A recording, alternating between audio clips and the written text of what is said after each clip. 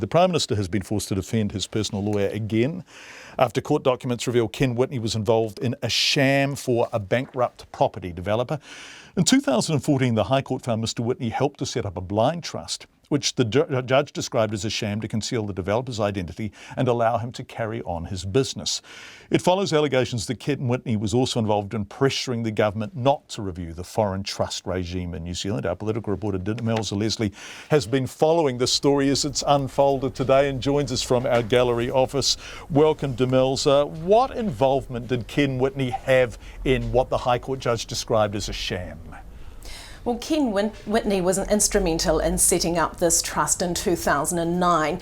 He set up this trust 3 months after that property developer was declared bankrupt. It was a blind trust, which the High Court judge described as a sham, and he said that there was never any intention from the outset for it to be a valid trust. It was there to hide the activities of that property developer.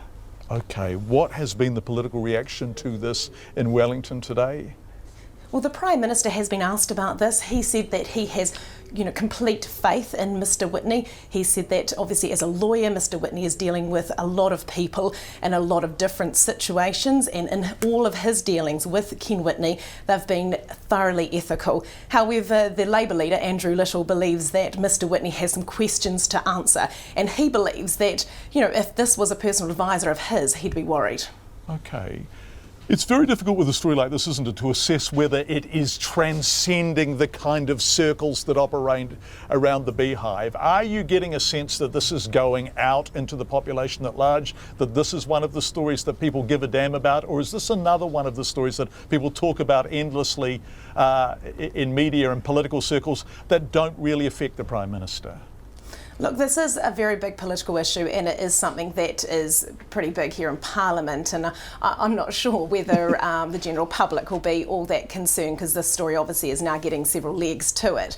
It started off obviously with the foreign trusts and whether or not the Prime Minister influenced what the IRD did with regards to that, and obviously Mr Whitney's involvement in that. But Mr Whitney is someone that the Prime Minister calls his own personal lawyer, and Labour says that because of this the High Court case and obviously the foreign trusts issue, it really brings Mr Whitney's credibility into question, which also brings in the Prime Minister's credibility into question in terms of who he's trusting to do his dealings.